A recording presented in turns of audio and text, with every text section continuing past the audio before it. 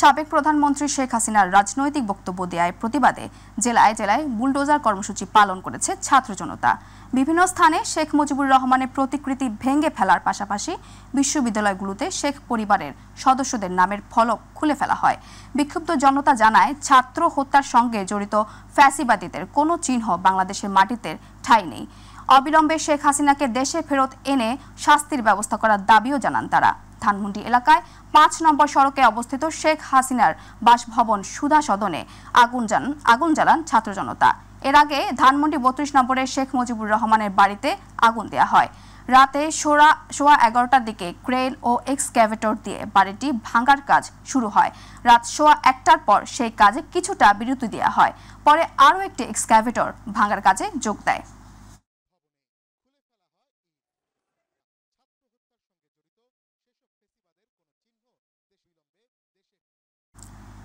ছাত্র জনতার অভ্যুত্থানে পতিত স্বৈরাচার শেখ হাসিনার বক্তৃতা দেয়াকে কেন্দ্র করে চট্টগ্রামে মশাল মিছিল ও বিক্ষোভ করেছেন বৈষম্য বিরোধী ছাত্র আন্দোলনের কর্মীরা। বুধবার রাত 10:30টার দিকে নগরীর জামাল খান এলাকায় চট্টগ্রাম মেডিকেল কলেজে পুরনো একাডেমি ভবনের সামনে থাকা শেখ মুজিবুর রহমানের একটি মুরালে ভাঙচুর করেছেন তারা। মেডিকেলে ভাঙচুরের পর মশাল মিছিল নিয়ে জামাল খান এলাকায় দেয়ালে থাকা শেখ মুজিবুর রহমানের মুরালেও হাতুড়ি দিয়ে ভেঙে ফেলেন বৈষম্য বিরোধী আন্দোলনের কর্মীরা। তারা বলেন, দেশকে অস্থিতিশীল করতে শেখ হাসিনা দেশের বাইরে থেকে উস্কানিমূলক বক্তৃতা দিচ্ছেন, দেশকে নিয়ে ষড়যন্ত্র করছেন। কোনোভাবেই দেশকে অস্থিতিশীল করতে দেয়া যাবে না।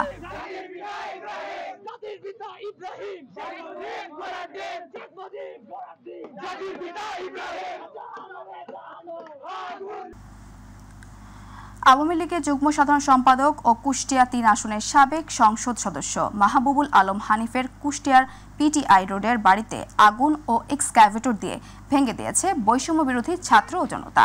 বুধবার রাত 9:30টার দিকে শত শত ছাত্র জনতা মশাল মিছিল নিয়ে এসে এক্সক্যাভেটর দিয়ে বাড়িটির বেশ কিছু অংশ ভেঙে বাড়িটিতে আগুন ধরিয়ে দেয়। এ সময় শেখ হাসিনা, হানিফ, আওয়ামী লীগ, যুবলীগ ও ছাত্রলীগের বিরুদ্ধে স্লোগান দেয়। এর আগে শহরের একটি বিক্ষোভ মিছিল বের করে বৈষম্য বিরোধী ছাত্র আন্দোলন।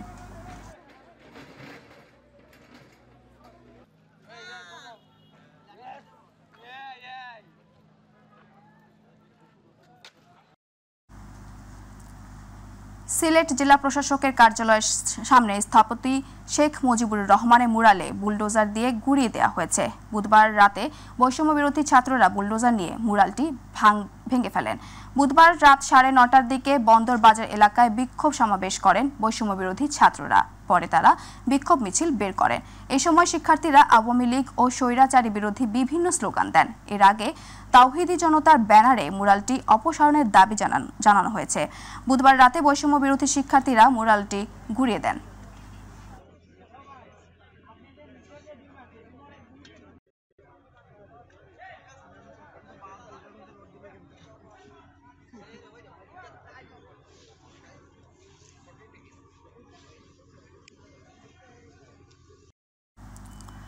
খুলনার শেখ বাড়ির তৃতীয় তলায় ভবনে বুলডোজার দিয়ে ভেঙে দিয়েছে ছাত্র জনতা।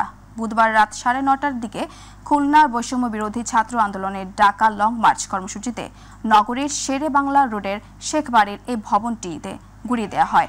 ছাত্র জনতার ঘোষণা অনুযায়ী রাত 8:40 নগরীর পাওয়ার হাউস মোড়ের শেরে বাংলা রোডে ক্ষমতাচ্যুত শেখ হাসিনার চাচাতো ভাইদের শেখ বাড়ির সামনে অবস্থান নেন। সেখানে জড়ো হয়ে তারা বিভিন্ন স্লোগান দিতে থাকে।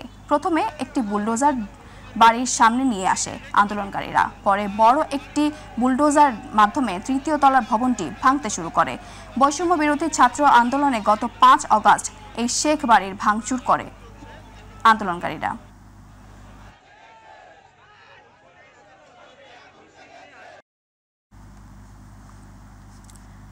ছাত্র জনতার বুলডোজার কর্মসূচির অংশ হিসেবে জাহাঙ্গীরনগর বিশ্ববিদ্যালয়েও মুজিববাদের সকল স্মৃতিচিহ্ন মুছে ফেলতে বিশ্ববিদ্যালয়টির বিভিন্ন স্থানে নির্মিত শেখ মুজিব এবং শেখ হাসিনা মুরাল ও গ্রাফিতি ভেঙে ফেলেছে সাধারণ শিক্ষার্থীরা জানান, স্বৈরশাসক শেখ হাসিনা ভারতে বসে দেশকে অস্থিতিশীল করার যে চক্রান্তে মেতেছে, দেশের ছাত্র জনতা তার রুখে দিবে।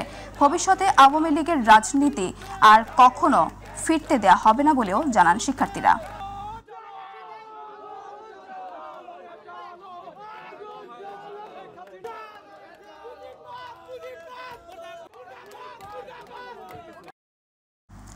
এবারে মাই টিভি বিশেষ।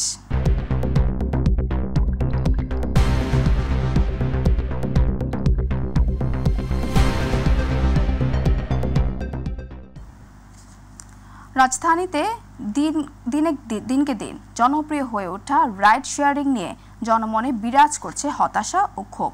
তারা বলছেন, ট্রাফিক ব্যবস্থা কড়াকড়ি না থাকার ফলে সড়কে বেড়েছে মোটর সাইকেলের দৌরাত্ম্য, ফলে অ্যাপ ভিত্তিক রাইড শেয়ারিংয়ে দেখা দিয়েছে এক ধরনের অস্থিরতা। বিশেষজ্ঞরা বলছেন, এই অবস্থা উত্তরণে ট্রাফিক পুলিশের নজরদারির পাশাপাশি বাড়াতে হবে অ্যাপসের সঠিক ব্যবহার। জাহিদ আহমেদ বাবুর বিশেষ রিপোর্ট। অল্প সময়ের মধ্যে দূরের গন্তব্যে পৌঁছাতে অনেকেরই পছন্দের বাহন মোটরসাইকেল, আর তাই রাজধানীতে মাত্রাতিরিক্ত হারে বৃদ্ধি পেয়েছে রাইড শেয়ারিং। নগরীতে হঠাৎ করেই রাইড শেয়ারিং এর ব্যবহার বেড়ে যাওয়ায় রাজধানীর বিভিন্ন সড়ক দিনকে দিন যেন হয়ে উঠছে এক প্রকার অভিভাবকহীন। রাইড শেয়ার কার্যক্রমের সাথে জড়িতদের কেউ কেউ জানান, রাজধানীতে দেশের অন্য সব রুটের বাইক ঢুকে পড়ায় সড়কের সৃষ্টি হয় নানা প্রতিবন্ধকতার। হয় না, কমিশন টমিশন নিয়ে কিছুই থাকে না। হ্যাকার পারমিট নাই, সেটা কি বলবো আর দেখেন, জীবনের তাগিদায় সবকিছু করতে হচ্ছে। রংপুর মেট্রো, জালকাঠি, বরিশাল, বিভিন্ন ডিস্ট্রিক্টের গোপালগঞ্জ এই গাড়িগুলো বেড়ে যাওয়াতে তাহলে আমাদের আর কি এই সমস্যাগুলো হচ্ছে। রাইড শেয়ারিং এর ক্ষেত্রে অ্যাপসের নিয়ম চালু থাকলেও সে নিয়মও মানছেন না রাইড শেয়ারকারীদের কেউ। কল দিয়ে রাখলে অ্যাপসের যে লোক আসে সে লেট করে আসে। অনেক যাত্রী আছে ধরে নিয়ে গিয়া নেই করালে দুর্ঘটনা করালে, এটা তো মোটরসাইকেলের সমস্যা বেশি। অ্যাপসেও চালায়, অ্যাপসে তো আপনাকে ভাড়া দেয় কম। নগরীর সড়কে রাইড শেয়ারিং এ একটি নিয়মতান্ত্রিক কাঠামোতে আনতে সব রকমের উদ্যোগ নেওয়া হয়েছে বলে জানান তেজগাঁও জোনের DC traffic Rafiqul Islam. Ride sharing এর সার্ভিস দেন উবার, পাঠাও বা অ্যাপস ভিত্তিক যেই সার্ভিস যেটি আছে সেটি আমরা নজরদারির মধ্যে রেখেছি।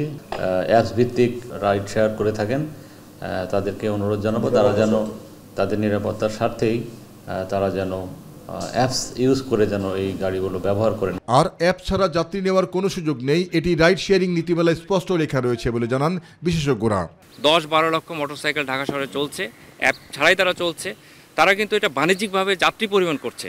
এখানে একদিকে তারা সড়কটা দখল করে রেখেছে এবং নিরাপত্তার ঝুঁকি তৈরি করেছে, এবং সবচেয়ে বড় কথা হচ্ছে অ্যাপটা ব্যবহার করছেন না। এতে আসলে চালক এবং যে আরোহী আছে উভয় পক্ষ কিন্তু একটা ব্যাপক ঝুঁকিতে পড়ে গেছে। শুধু তাই নয়, চালকের অ্যাপ ব্যবহারে আগ্রহী করে তুলতে কমিশন ব্যবস্থার গতিশীল করতে হবে বলেও জানান যোগাযোগ ও দুর্ঘটনা বিশেষজ্ঞ মোহাম্মদ হাদিউজ্জামান। অ্যাপ যদি ব্যবহার না করে সড়কে যদি বাণিজ্যিকভাবে যাত্রী পরিবহন করে তাহলে জরিমানার আওতায় আনতে হবে।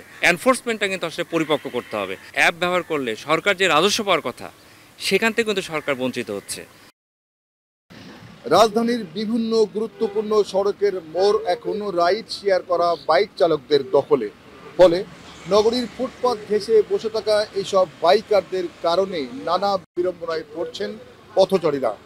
বিশেষজ্ঞরা বলছেন, রাইড শেয়ারিং এর ক্ষেত্রে অ্যাপস ব্যবহার করা জরুরি, আর তা না হলে যে কোনো মুহূর্তে ঘটে যেতে পারে অনাকাঙ্ক্ষিত ঘটনা।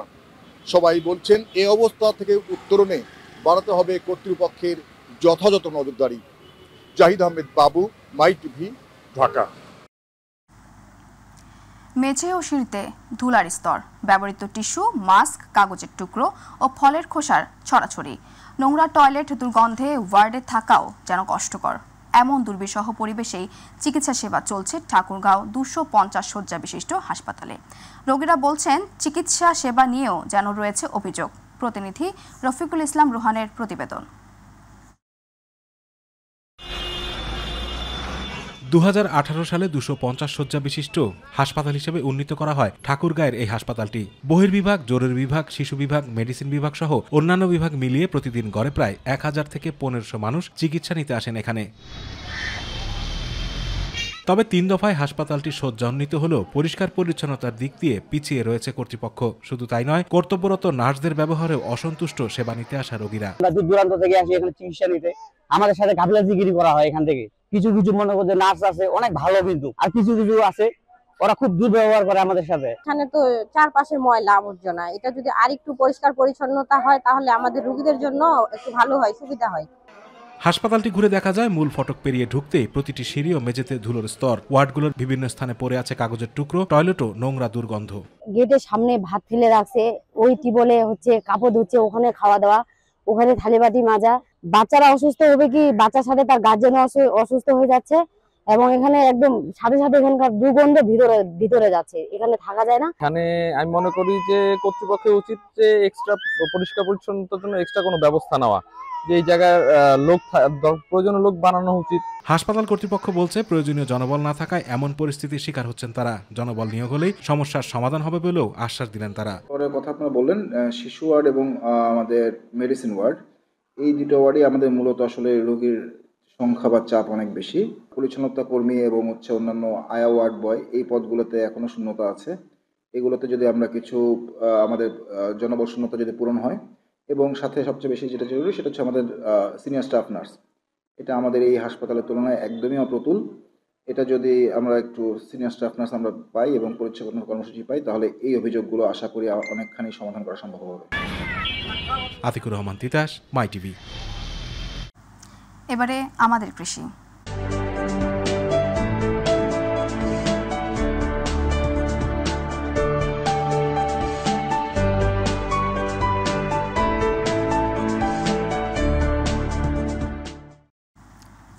কুয়াশা ঢাকা শীতের সকালে সোনালী আলোয় দিনাজপুরের কৃষকরা বোরো ধান চাষে ব্যস্ত সময় পার করছেন, কিন্তু সারের সংকট ও ঘন কুয়াশা এই দুয়ের ভারসাম্য তাদের কপালে কিছুটা চিন্তার ভাঁজ ফেলেছে। সরকারি আশ্বাস আছে, তবে মাঠের বাস্তবতা বলছে ভিন্ন কথা। প্রতিনিধি মুকুল চট্টোপাধ্যায়ের রিপোর্ট জানাচ্ছেন জুবাইর রহমান। দিনাজপুরের ১৩টি উপজেলায় এবারের বোরো মৌসুমে ১,৭৪,৫১০ হেক্টর জমিতে ধান চাষের লক্ষ্যমাত্রা নির্ধারণ করা হয়েছে। এখন পর্যন্ত ৩% জমিতে চারা রোপণ সম্পন্ন হয়েছে। কৃষকরা জানান, কৃষি উপকরণের দাম বৃদ্ধি, সারের সরবরাহে জটিলতা এবং বিদ্যুতের দাম বৃদ্ধি তাদের জন্য অস্বস্তির কারণ হয়ে দাঁড়িয়েছে। কৃষকের কথা চিন্তা করে আপনারা ধানের দামটা অবশ্যই একটু বেশি দিবেন। সারটা যদি কমাই দেয়, মনে করেন যে অনেকটা যে কৃষক আমরা আগে যেতে পারি। আর সার বিষের দাম যদি একটু কম হইতো তাহলে কৃষকটা কিছু লাভবান হতো। সার লাগে আমাদের বিঘা 20 কেজি করে, আমরা 10 কেজি করে সার পাচ্ছি, কৃষকের দাম বেশি।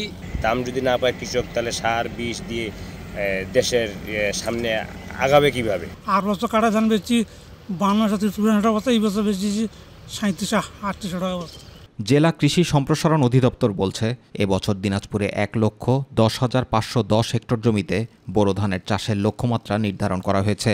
আবহাওয়া ভালো থাকায় এবং পর্যাপ্ত বীজ মজুত থাকায় সমস্যা হয়নি বীজতলা তৈরি করতে। ফেব্রুয়ারিতেই বোরো ধানের চারা রোপণ শেষ হতে পারে আশা করছে কৃষি সম্প্রসারণ অধিদপ্তর। দ্রুত চারা রোপণের কাজটা এগিয়ে যাচ্ছে, আবহাওয়া ভালো আছে, অনুকূলে আছে, ফলে কৃষকরা খুব দ্রুত চারা রোপণের কাজটা এগিয়ে নিচ্ছে। আশা করা যায় যদি আবহাওয়া ভালো থাকে তাহলে ফেব্রুয়ারি মাসের মধ্যেই দিনাজপুর জেলার বোরো ধানের চারা রোপণের কাজটি যথাসময়ে সম্পন্ন হবে। প্রতিটি ধানের চারার সঙ্গে জড়িয়ে আছে এক একটি পরিবারের ভবিষ্যৎ, আর তাই শস্য ফলানো শুধু কৃষকের একারই দায়িত্ব নয়, দায়বদ্ধতা রয়েছে রাষ্ট্রেরও। তাই সোনালী সাফল্যের গল্প রচনায় কৃষকরা চাইছেন সরকার ও সংশ্লিষ্ট কর্তৃপক্ষের দৃষ্টি। জুবাইর রহমান, মাই টিভি নিউজ। সুন্দরবনের দুবলার চর, যেখানে মাছ আর মাছ, আর এই মাছ ধরে জীবিকা নির্বাহ করেন কয়েক হাজার জেলে। অক্টোবরের শেষ সপ্তাহ থেকে সেখানে শুরু হয়েছে জেলেদের বসতি। তারা বন বিভাগের অনুমতি নিয়ে এই চরে অস্থায়ীভাবে গড়ে ওঠে দোকানপাটও। বিনিময়ে জেলেদের জন্য কোনো সুবিধা নেই সেখানে। দুবলার চর ঘুরে শফিকুল ইসলাম জনিকে নিয়ে আরও জানাচ্ছেন শামস তাবরিজ উচ্ছ্বাস।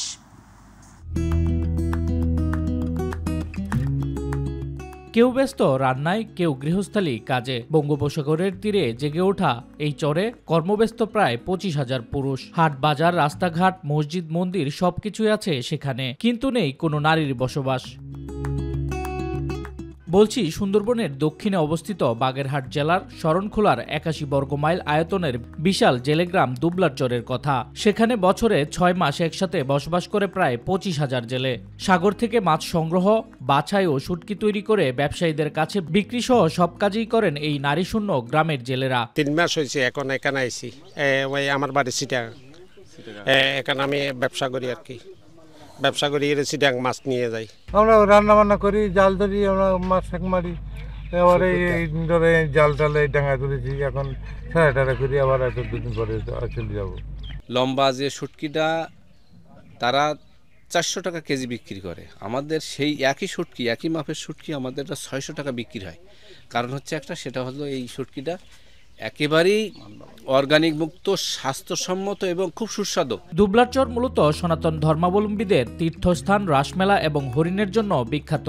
চারিদিকে উত্তাল ঢেউ আর সবুজ বনাঞ্চলে ঘেরা দ্বীপটির নৈসর্গিক সৌন্দর্য উপভোগ করতে দেশের দূর দূরান্ত থেকে ছুটে আসেন ভ্রমণ পিপাসুরা। ওখানে ঘুরলাম, ওখানে আর এক এক্সপিরিয়েন্স, ওখানে যে আমাদের প্রকৃতির যে একটা সুন্দর তুলে ধরছে, ওখানে আমরা যেমন ট্রলারে উঠছি, ট্রলারের পাশ দিয়ে হরিণগুলো একদম কিনারা দিয়ে আমরা দেখি, মানে বাচ্চারা আমরা অনেক আনন্দ উপভোগ করছি এখান থেকে। এখানে কোনো মহিলার কোনো পারমিশন নাই আর কি, এখানে খালি টুরিস্ট আসবে, ঘুরবে, আবার চলে যাবে। প্রতি বছর রাস পূর্ণিমার সময় অসংখ্য তীর্থযাত্রী সমুদ্র স্নান করতে দ্বীপটিতে আসে। সাগর জলে সূর্যকে বরণ করে নেয় ভক্তরা। রাসমেলাকে ঘিরে দ্বীপটিতে নারীরা আসলেও তাদের অনুমতি নেই রাত্রি যাপনে। এই জায়গায় আমাকে 5 মাসের জন্য সব আছে পুরুষ লোকের বসবাস। এখানে একটা দুটো মহিলা আনলি এখানে ক্ষতি বৃদ্ধি হতে পারে। পবিত্র জিনিস তো, মহিলারা আসলে ধরো কিরাটা হয়ে যায়, এই জন্যই এই চরে মহিলাকে আনা হয় না। এখানে আমরা এই যে শুটকো মাছের মানে ইসের কাজ করি, 5 মাস আপনার এই জায়গায় থাকবো, 5 মাস পরে এখান থেকে বাড়ি চলে যাব। সমুদ্রের সম্পদকে কাজে লাগিয়ে মাত্র 6 মাসের জন্য এই চরে গড়ে ওঠে শুটকি পল্লী। প্রতি বছর অক্টোবর থেকে মার্চ পর্যন্ত 6 মাস চলে ব্যবসা। 15 তারিখের মধ্যে আমাদের কার্যক্রম শেষ করে আমাদের যার যার ঘর বাড়ি, মাছ শুকানো, অন্যান্য কার্যক্রম, নৌকাকে আলকাতরা দেওয়া, এইসব কার্য সম্পন্ন করে আমরা একটা সুইটেবল ডেট ধার্য করি। সবাই আমরা একসঙ্গে প্রায় 1400-1500 ট্রলার একসঙ্গে নিয়ে আমরা আমাদের যার যার গন্তব্যস্থানের দিকে রওনা করি। একসময় জলদস্যু আতঙ্কে ভুগেছেন জেলেরা। বর্তমানে সেই সংকট কাটলেও বিশুদ্ধ খাবার পানি আর চিকিৎসার অভাবে মানবেতর দিন পার করতে হয় জেলেদের। শামস তাবরিজ উচ্ছ্বাস, মাই টিভি। রংপুর বেগম রোকেয়া বিশ্ববিদ্যালয় ও কারমাইকেল কলেজ সহ রংপুরের নানা জায়গায় স্থাপিত বঙ্গবন্ধু শেখ মুজিবুর রহমানের মুরালগুলো বুলডোজার দিয়ে ভেঙে দেওয়া হয়েছে। ছাত্র আন্দোলনের নেতাকর্মীরা রংপুর সিটি কর্পোরেশনে বুলডোজার এনে বেগম রোকেয়া বিশ্ববিদ্যালয়ের প্রশাসনিক ভবনের সামনে থাকা শেখ মুজিবুর রহমানের মুরালটি গুঁড়িয়ে দেন। এরপর রাত 12টার দিকে রংপুরের পীরগঞ্জ উপজেলা পরিষদের সামনে থাকা শেখ মুজিবুর রহমানের মুরাল রৌফ কলেজ মোড়ে, পীরগঞ্জ সরকারি উচ্চ বিদ্যালয়ের মুক্তিযোদ্ধা কমপ্লেক্সের সামনে থাকা শেখ মুজিবুর রহমানের মুরালগুলো বুলডোজার দিয়ে গুঁড়িয়ে দিয়েছে বৈষম্য বিরোধী ছাত্ররা। এছাড়াও উপজেলা আওয়ামী লীগের দলীয় কার্যালয়টিতেও গুঁড়িয়ে দেওয়া হয়।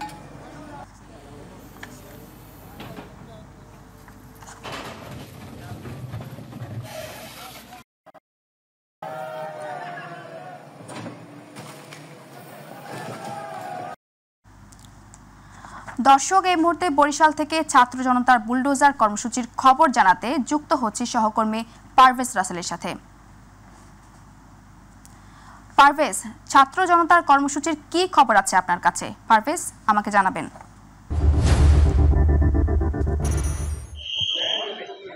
মারিয়া, যেমনটা জানাতে চাই আমি বরিশাল থেকে, আসলে সারা দেশের সাথে কিন্তু একযোগেই বিক্ষুব্ধ ছাত্র জনতার যে বুলডোজার কর্মসূচি, সেই কর্মসূচি কিন্তু বিভাগীয় শহর বরিশালেও তারা পালন করেছে। জানেন যে ফ্যাসিস্ট সরকার যিনি ছিল, সাবেক প্রধানমন্ত্রী শেখ হাসিনা, তিনি ফেসবুক লাইভে এসে তার বক্তব্য দেওয়ার পরেই কিন্তু আসলে এই বিক্ষিপ্ত জনতা বা ছাত্র জনতার মধ্যে কিন্তু তীব্র ক্ষোভ, চাপা ক্ষোভের যে প্রকাশ পায়, সেই প্রকাশই কিন্তু বহিঃপ্রকাশ হচ্ছে যে এই ভাঙচুরের যে অবস্থা। যদি আপনার মাধ্যমে দর্শকদেরকে দেখাতে চাই যে এই মুহূর্তে আসলে আমি রয়েছি বরিশালের প্রাণকেন্দ্র বগুড়া রোডে, যেখানে সাবেক যিনি মন্ত্রী ছিলেন, সাবেক সংসদ সদস্য ছিল আমির হোসেন আমু, তার বাসভবন ছিল এটি। সেই বাসভবনটার যে পুরনো যে ঘরটা ছিল, সেই স্ট্রাকচারটা ছিল এটাকে ভেঙে আসলে গুঁড়িয়ে দেওয়া হয়েছে। এবং গত রাত 12টার পর থেকেই কিন্তু বরিশালের যে বঙ্গবন্ধুর ভাগ্নে ছিল আবুল হাসনাত আবদুল্লাহ এবং সাবেক মেয়র সেনেবাজ সাদেক আবদুল্লাহর যে বাসা কালীবাড়ি রোড, সেই বাসায় কিন্তু আসলে ভাঙচুর করা হয়েছে। এর আগে 5ই আগস্টে কিন্তু পুড়িয়ে দেওয়া হয়েছিল। তারপরেও গতকাল যখন গোটা দেশ আসলে উত্তপ্ত হয়ে গেছে, সেই তার রেশ ধরেই কিন্তু সেই কালীবাড়িতে ভাঙচুরের পরপরই আবার এই আমির হোসেন আমুর এই বগুড়ার বাড়িতে ভাঙচুর চালানো হয় এবং এক পর্যায়ে আগুন দেওয়ার চেষ্টা করে বিক্ষিপ্ত ছাত্র জনতা। তাদের যে বহিঃপ্রকাশ করছে রাগের ক্ষোভের, সেই আগুনের চেষ্টা করলে বাইরের কিছু আসবাবপত্র পোড়ানো হলেও ভিতরে অংশে আসলে আগুন দিতে পারেনি, কারণ আইনশৃঙ্খলা বাহিনী এবং সেনাবাহিনী তারা তাদের নিয়ন্ত্রণে নিয়ে নেয়। এতে ওই রাত 12টা আর পর থেকে প্রায় গভীর রাত অবধি পর্যন্ত কিন্তু সেনাবাহিনীর সাথে বিক্ষিপ্ত ছাত্র জনতার সাথে এক প্রকার ধাওয়া পাল্টা দেওয়ার মতো ঘটনাও ঘটে। তারপরেও তারা বাহির থেকে আসলে ইট পাটকেল এবং বুলডোজার দিয়ে অনেকটা গুড়িয়ে দিয়েছে এবং ভাঙচুর করা হয়েছে। পর্যাপ্ত কাচের অংশ রয়েছে, এখানে এলইডি টিভি রয়েছে, ছোপা রয়েছে এবং বিভিন্ন যে আসবাবপত্র দামি সেগুলো কিন্তু রাস্তায় পড়ে আছে এবং বাহিরের কিছু বহিরাগতরা কিন্তু আসলে লুটপাটের ঘটনা ঘটিয়েছে।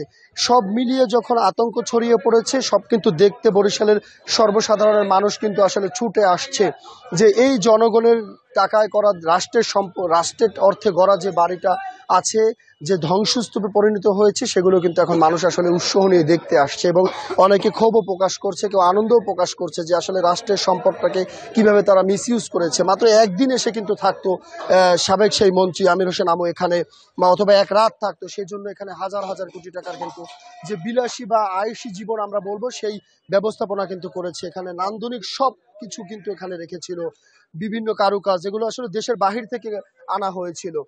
তো সব নিয়ে আসলে ছাত্র জনতার বিক্ষুব্ধ পরিস্থিতিতে এগুলোকে ভাঙচুর চালানো হয়েছে এবং এই যে আইন শৃঙ্খলা বাহিনী কিন্তু এই মুহূর্তে আসলে নেই এটা এবং অপশনহীন। কিন্তু এখানে অনেকে কেউ কেউ বলছে, একটু কথা বলতে চাচ্ছি, আপনি একটু কথা বলেন আমার সাথে।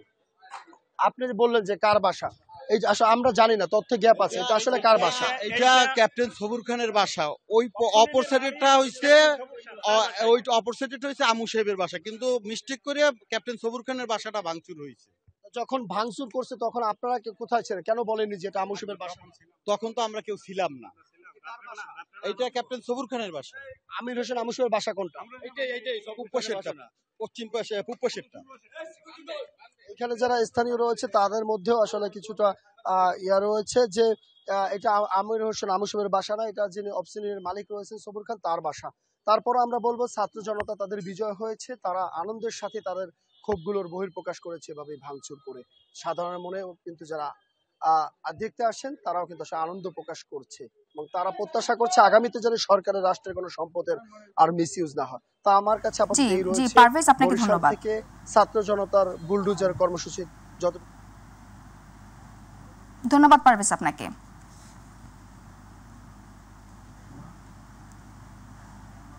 এবারে গ্রাম বাংলার খবর।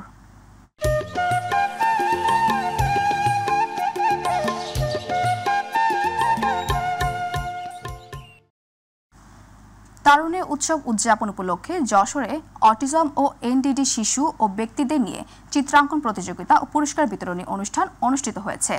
বুধবার সমাজ কল্যাণ মন্ত্রণালয় আওতাধীন অটিজম ও এনডিডি সেবা দান কেন্দ্র শীর্ষক প্রকল্পে যশোরের উদ্যোগে চিত্রাঙ্কন প্রতিযোগিতায় অংশগ্রহণকারীদের মাঝে পুরস্কার বিতরণ করেন প্রধান অতিথি যশোর জেলা প্রশাসক আজহারুল ইসলাম। বিশেষ অতিথি ছিলেন যশোর সমাজসেবা কার্যালয়ের উপপরিচালক অসিত কুমার সাহা, জেলা প্রতিবন্ধী বিষয়ক কর্মকর্তা মুন্না আরেফিন, যশোর প্রেস ক্লাবের সভাপতি জাহিদ হাসান টুকুন, বৈষম্য বিরোধী ছাত্র আন্দোলনে যশোরের আহ্বায়ক রাশেদ খান।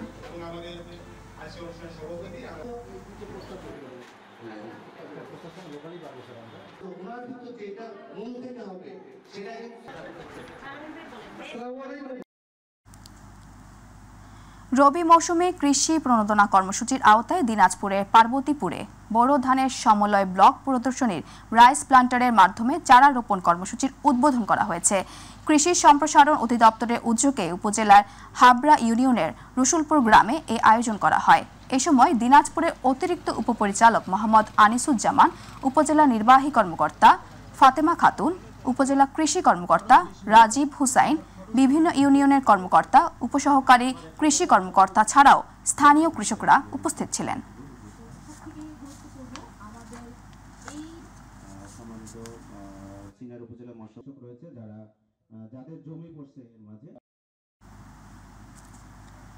টাঙ্গাইলের ঘাটাইলে উৎসবমুখর পরিবেশে ৩ দিন ব্যাপী ছবিসহ ভোটার তালিকা হালনাগাদ 2025 এর রেজিস্ট্রেশন কার্যক্রম শুরু হয়েছে।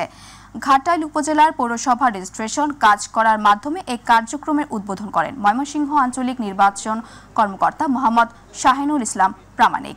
এই সময় উপস্থিত ছিলেন ময়মনসিংহ অঞ্চলের অতিরিক্ত নির্বাচন কর্মকর্তা মোহাম্মদ আব্দুল রহিম, টাঙ্গাইল জেলার সিনিয়র নির্বাচন কর্মকর্তা মোহাম্মদ মতিউর রহমান, ময়মনসিংহ অঞ্চলের অতিরিক্ত নির্বাচন কর্মকর্তা গোলাম মোস্তফা উপস্থিত ছিলেন। আপনারা জানেন যে ছবিসহ ভোটার তালিকায় হালনাগাদ কার্যক্রম শুরু হয়েছে। এই কার্যক্রম আমাদের তথ্য সংগ্রহ কার্যক্রম ছিল 20 জানুয়ারি থেকে 3রা ফেব্রুয়ারি পর্যন্ত। অদ্যাবধি আজ থেকে আমাদের রেজিস্ট্রেশন কার্যক্রম শুরু হয়েছে, এটা 11 এপ্রিল পর্যন্ত চলমান থাকবে। টাঙ্গাইলের ঘাটাইলে নিষিদ্ধ সংগঠন ছাত্রলীগের কর্মসূচি ও গণহত্যাকারী শেখ হাসিনা এবং তাদের দোসরদের বিচারের দাবিতে বিক্ষোভ মিছিল অনুষ্ঠিত হয়েছে। এই উপলক্ষে বুধবার ঘাটাইল উপজেলা ও পৌর বিএনপি এবং সকল অঙ্গ সহযোগী সংগঠনের উদ্যোগে বিক্ষোভ মিছিল অনুষ্ঠিত হয়। এ সময় উপস্থিত ছিলেন ঘাটাইল উপজেলা যুবদলের সাবেক আহ্বায়ক খুরমুর মাসুদ সিদ্দিক, পৌর যুবদলের সাবেক সভাপতি মোহাম্মদ শহীদুল ইসলাম, উপজেলা ছাত্রদলের সাবেক সাধারণ সম্পাদক আফজাল হোসেন সহ বিএনপি সহযোগী সংগঠন ও অঙ্গ সংগঠনের নেতাকর্মীরা।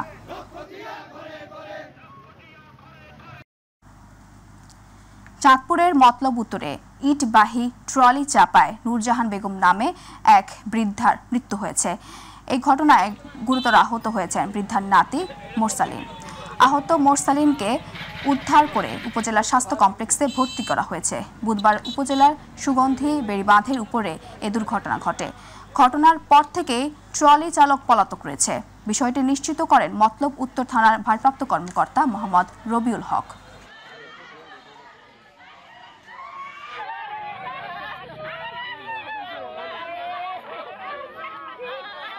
নারায়ণগঞ্জের রূপগঞ্জে আধিপত্য বিস্তার ও মাদক নিয়ন্ত্রণে কেন্দ্র করে দুই গ্রুপের সংঘর্ষে ছুরিকাঘাতে আহত রাশেদুল ইসলাম ও জুনায়েদ আহমেদ হৃদয় নামের দুই যুবকের চিকিৎসাধীন অবস্থায় মৃত্যু হয়েছে। বুধবার ঢাকা মেডিকেল কলেজ হাসপাতালে চিকিৎসাধীন অবস্থায় তাদের মৃত্যু হয়। পুলিশ জানায়, গত 4 ফেব্রুয়ারি সন্ধ্যায় উপজেলার তারাবো পৌরসভার পুরান বাজার এলাকায় সংঘর্ষে এই ঘটনা ঘটে। এই ব্যাপারে রূপগঞ্জ থানার ওসি লিয়াকত আলী বলেন, দুই গ্রুপের সংঘর্ষ আহতে দুই যুবক চিকিৎসাধীন অবস্থায় তাদের মৃত্যু হয়। এই ঘটনায় হত্যা মামলার প্রস্তুতি চলছে।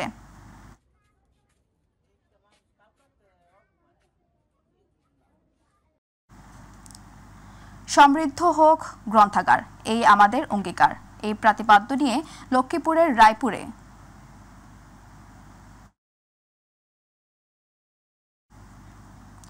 সমৃদ্ধ হোক গ্রন্থাগার, এই আমাদের অঙ্গীকার। এই প্রতিপাদ্য নিয়ে লক্ষ্মীপুরের রায়পুরে জাতীয় গ্রন্থাগার দিবস উদযাপিত হয়েছে। দিবসটি উপলক্ষে রায়পুর উপজেলা প্রশাসনের উদ্যোগে বুধবার রায়পুর সরকারি মার্চেন্টস একাডেমির মাঠ প্রাঙ্গণ হতে একটি বর্ণাঢ্য র্যালি বের হয়ে শহরের প্রধান প্রধান সড়ক প্রদক্ষিণ করে। পরে সেখানে ফিতা কেটে পাবলিক লাইব্রেরি দ্বিতল কক্ষের শুভ উদ্বোধন করেন ইউএনও মোহাম্মদ ইমরান খান। এ সময় সহকারী কমিশনার ভূমি শাহেদ আরমান, রায়পুর পৌর বিএনপি সদস্য সচিব শফিউল আলম সহ উপজেলার বিভিন্ন রাজনৈতিক দলের ও সুশীল সমাজের নেতৃবৃন্দ উপস্থিত ছিলেন।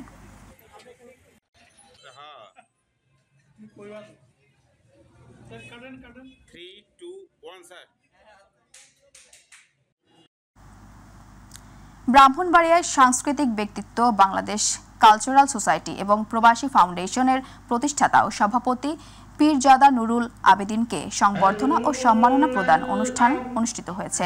বুধবার বিকেলে শহরের কাউতলিতে আয়োজিত অনুষ্ঠানে প্রধান অতিথি ছিলেন সাবেক অতিরিক্ত সচিব মফিজ উদ্দিন আহমেদ ফরিদ। স্বনির্ভর ব্রাহ্মণবাড়িয়া নির্বাহী পরিচালক এস.এম. শাহিনের সভাপতিত্বে বিশেষ অতিথি ছিলেন বাংলাদেশ ওয়েলফেয়ার ফাউন্ডেশনের নির্বাহী সভাপতি মুশতারি বেগম। স্বাগত বক্তব্য রাখেন বাংলাদেশ কালচারাল সোসাইটির সাধারণ সম্পাদক বেগম রোকেয়া ইসলাম। সঞ্চালনা করেন ডক্টর নাইমা খান।